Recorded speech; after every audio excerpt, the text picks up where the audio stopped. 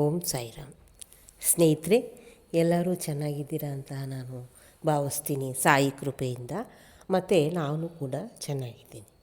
ಸ್ನೇಹಿತರೆ, ನಮ್ಮ ಮನೆಯಲ್ಲಿ ಲಕ್ಷ್ಮಿ ಸ್ಥಿರವಾಗಿ ನಿಲ್ಲಬೇಕು ಅಂದರೆ ನಾವು ಕೆಲವು ನಿಯಮಗಳನ್ನ ಪಾಲಿಸ್ಬೇಕು.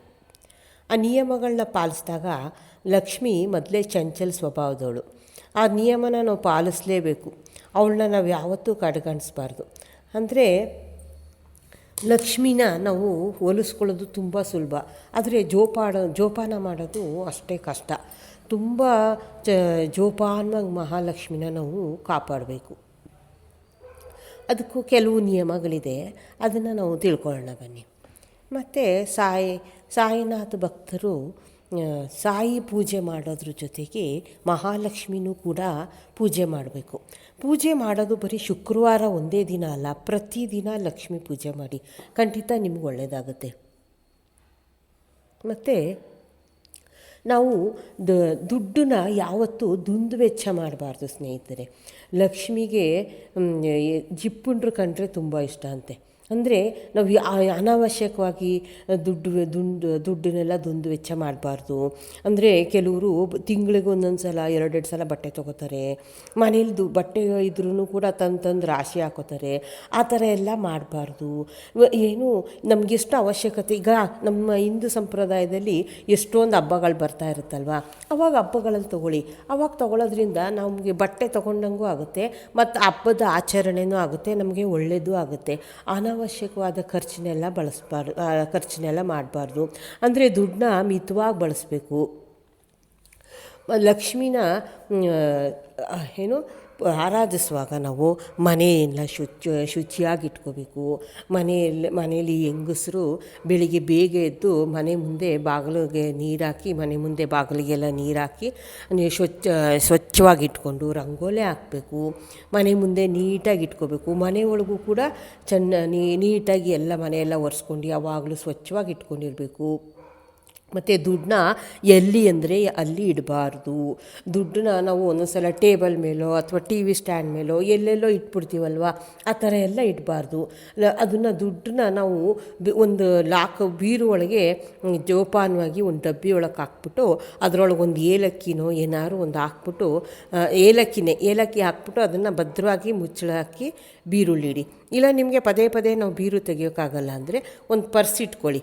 ಒಂದು ಪರ್ಸು ನಿಮಗೆ ಕೈಗೆ ಒಂದು ವಾರ್ಡ್ರೋಬಲ್ಲಿ ಬಟ್ಟೆ ಎಲ್ಲ ಇಡಬಾರ್ದು.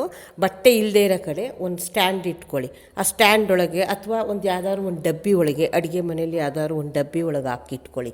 ದಿನ ಖರ್ಚಿಗೆಲ್ಲ ಬೀರುನೇ ಪದೇ ಪದೇ ತೆಗಿಯೋಕ್ಕಾಗಲ್ಲ ಅಲ್ವಾ. ದಿನ ಖರ್ಚಿಗೆ ಏನಾದ್ರು ಬೇಕಾದರೆ, ಅಂದರೆ ಈಗ ಆಲ್ಮೋಸ್ಟ್ ಎಲ್ರಿಗೂ ಫೋನ್ಪೇ ಬಂದಿದೆ, ಆದರೂ ಕೂಡ ದುಡ್ಡಿನ ಅವಶ್ಯಕತೆ ಇರೋರು ಏನು ಮಾಡಬೇಕು, ದುಡ್ಡನ್ನ ಈಚೆ ಕಾಣಂಗೆ ಮಾಡಬೇಡಿ. ಯಾವಾಗಲೂ ಪರ್ಸೊಳಗೆ ಇಟ್ಕೊಳ್ಳಿ. ಅದನ್ನು ಪರ್ಸಲ್ಲಿ ಇಟ್ಕೊಂಡು ಅವಶ್ಯಕತೆ ಇದ್ದಾಗ ಮಾತ್ರ ಅದನ್ನು ತೆಗೀರಿ.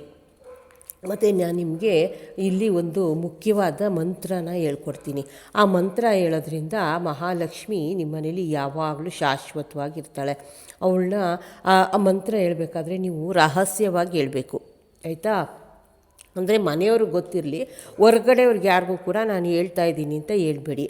ರಹಸ್ಯವಾಗಿ ಆ ಮಂತ್ರನ ದೇವ್ರ ಮನೇಲಿ ಆ ಮಂತ್ರನ ಮಹಾಲಕ್ಷ್ಮಿ ಪೂಜೆ ಮಾಡಿಬಿಟ್ಟು ಆ ಮಂತ್ರ ನಾನು ಯಾವುದು ಅಂತ ಹೇಳ್ತೀನಿ, ಅದನ್ನು ಕೇಳಿಸ್ಕೊಳ್ಳಿ. ಮತ್ತು ದೇವ್ರ ಮುಂದೆ, ಲಕ್ಷ್ಮಿ ಮುಂದೆ ಒಂದು ತುಪ್ಪದ ದೀಪ ಹಚ್ಕೊಳ್ಳಿ. ತುಪ್ಪದ ದೀಪ ಹಚ್ಬಿಟ್ಟು ಆ ಮಂತ್ರ ಹೇಳೋದನ್ನು ನೀವು ಶುಕ್ರವಾರ ಬೆಳಿಗ್ಗೆ ಸಂಜೆ ಹೇಳ್ಕೊಳ್ಳಿ. ಪ್ರತಿದಿನ ಬೇಕಾದ್ರೆ ಹೇಳ್ಬೋದು, ಆದರೆ ಶುಕ್ರವಾರ ಬೆಳಿಗ್ಗೆ ಸಂಜೆ 2 ಟೈಮು ಹೇಳಬೇಕು. ಆ ಮಂತ್ರ ತುಪ್ಪದ ದೀಪ ಹಚ್ಚಿದ ಮೇಲೆ ಲಕ್ಷ್ಮಿ ಮುಂದೆ ಆಮೇಲೆ ಮಹಾಲಕ್ಷ್ಮಿಗೆ ಸುಗಂಧಭರಿತವಾದ ಹೂವನ್ನು ಮುಡಿಸ್ಬೇಕಂತೆ. ಮಹಾಲಕ್ಷ್ಮಿಗೆ ಮಲ್ಲಿಗೆ ಹೂವು ಆಗಲಿ, ಜಾಜಿ ಹೂವು, ಮರಳೆ ಹೂವು, ಯಾವ್ದಾದ್ರು ಸುಗಂಧಭರಿತ ಹೂವನ್ನ ಮಹಾಲಕ್ಷ್ಮಿಗೆ ಹೂವು ಹಾಕಿ, ಆಯಿತಾ. ಆ ಮಂತ್ರನ ನಾನು ನಿಮ್ಗೆ ಹೇಳ್ತೀನಿ. ಅದು ಮತ್ತು ಮಹಾಲಕ್ಷ್ಮಿಗೆ ಕೆಂಪು ಕೂಡ ಹಾಕ್ಬೋದು, ಕೆಂಪು ಕೂಡ ಇಷ್ಟ. ಮತ್ತು ಈ ಮಂತ್ರ ಹೇಳಬೇಕಾದ್ರೆ ನೀವು ಕೈಯಲ್ಲಿ ಕಮಲದ ಬೀಜ ಇಟ್ಕೋಬೇಕು, ಆಯಿತಾ. ಕಮಲದ ಬೀಜನ ಇಟ್ಕೊಂಡು ಒಂದು 10 ಸಲ ಅಥವಾ 12 ಸಲ ಜಪಿಸ್ಬೇಕು. ಆ ಮಂತ್ರ ಯಾವುದು ಅಂತ ನಾನು ಹೇಳ್ತೀನಿ, ಕೇಳ್ಕೊಳ್ಳಿ.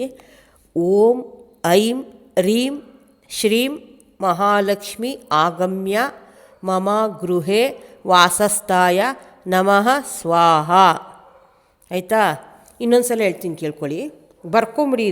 ಇದನ್ನು ಬರ್ಕೊಂಬಿಟ್ರೆ, ನೀವು ಒಂದು ಬುಕ್ಕಲ್ಲಿ ಬರ್ಕೊಂಬಿಟ್ರೆ ದಿನ ನೀವು ಈ ಮಂತ್ರ ಹೇಳೋಕ್ಕೆ ಸರೋಗುತ್ತೆ.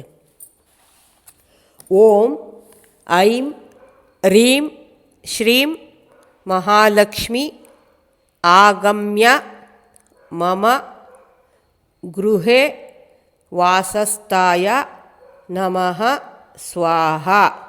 ಈ ಮಂತ್ರನ ಸ್ನೇಹಿತರೆ ಪ್ರತಿ ಶುಕ್ರವಾರ ನೀವು ಮಹಾಲಕ್ಷ್ಮಿ ಮುಂದೆ ಇದನ್ನು ಹೇಳ್ಕೊಳ್ಳಿ. ಮತ್ತು ಸಾಯಿ ಅಷ್ಟೋತ್ರನೂ ಕೂಡ ಹೇಳೋದ್ರಿಂದ ಬೇಗ ಒಳ್ಳೆಯದಾಗತ್ತೆ. ಇವೆರಡು ಮಂತ್ರನೂ ಹೇಳ್ಕೊಳ್ಳಿ. ನಿಮಗೆ ಮಹಾಲಕ್ಷ್ಮಿ ಖಂಡಿತ ಶಾಶ್ವತವಾಗಿ ನಿಮ್ಮ ಮನೆಯಲ್ಲೇ ಇರ್ತಾಳೆ. ಮತ್ತು ನೈವೇದ್ಯಕ್ಕೆ ನೀವು ಬಾಳೆಹಣ್ಣು, ವೀಳ್ಯದೆಲೆ, ಅಡಿಕೆ ಮತ್ತು ಶಾವಿಗೆ ಪಾಯಸ ಮಾಡ್ಕೊಳ್ಳಿ. ಶುಕ್ರವಾರದಂದು ಶಾವಿಗೆ ಪಾಯಸ ಮಹಾಲಕ್ಷ್ಮಿಗೆ ತುಂಬ ಇಷ್ಟ. ಆ ಮಹಾಲಕ್ಷ್ಮಿಗೆ ಪಾಯಸ ಮತ್ತು ಬಾಳೆಹಣ್ಣು ಇಟ್ಕೊಂಡು ನೈವೇದ್ಯ ಮಾಡಿ ತುಪ್ಪದ ದೀಪ ಹಚ್ಚೋದ್ರಿಂದ ನಿಮಗೆ ಅಷ್ಟೈಶ್ವರ್ಯ ಪ್ರಾಪ್ತಿಯಾಗುತ್ತೆ. ಈ ಮಹಾಲಕ್ಷ್ಮಿ ಕೊಟ್ಟಿರಲ್ಲ ಐಶ್ವರ್ಯನ ನೀವು ಶಾಶ್ವತವಾಗಿ ಉಳಿಸ್ಕೋಬೇಕು ಅಂದರೆ ದಯವಿಟ್ಟು ದುಂದು ವೆಚ್ಚ ಮಾಡಬೇಡಿ. ಮಹಾಲಕ್ಷ್ಮಿನ ಜೋಪಾನವಾಗಿ ಕಾಪಾಡ್ಕೊಳ್ಳಿ. ಇದರಿಂದ ಖಂಡಿತವಾಗಿ ನಿಮ್ಮ ಮನೇಲಿ ಸ್ಥಿರವಾಗಿ ಮಹಾಲಕ್ಷ್ಮಿ ಉಳ್ಕೋತಾಳೆ, ನಿಮ್ಮ ಮನೆಯಲ್ಲೇ ಇರ್ತಾಳೆ. ಆಯಿತಾ? ಪ್ರತಿಯೊಬ್ಬರ ಮನೆಯಲ್ಲೂ ಮಹಾಲಕ್ಷ್ಮಿ ಇರಬೇಕು ಅಂದರೆ ಇದನ್ನು ಪಾಲನೆ ಮಾಡ್ಕೊಳ್ಳಿ. ಆಯಿತಾ? ಎಲ್ರಿಗೂ ಒಳ್ಳೆಯದಾಗಲಿ. ಮತ್ತು ಸಾಯಿ ಅಷ್ಟೋತ್ರ ಹೇಳೋದನ್ನು ಕೂಡ ಮರಿಬೇಡಿ. ಇದನ್ನು ಖಂಡಿತ ಮಾಡಿ, ಒಳ್ಳೆಯದಾಗಲಿ. ಮತ್ತು ಸಾಯಿ ಮಹಿಮೆ ವ್ಲಾಗ್ಸ್ಗೆ ನಿಮಗಿಷ್ಟ ಆದರೆ ಈ ಚಾನಲ್ಗೆ ದಯವಿಟ್ಟು ಸಬ್ಸ್ಕ್ರೈಬ್ ಆಗಿ, ಪಕ್ಕದಲ್ಲಿರೋ ಬೆಲ್ ಐಕನ್ನ ಪ್ರೆಸ್ ಮಾಡಿ. ಓಂ ಸಾಯಿರಾಮ್.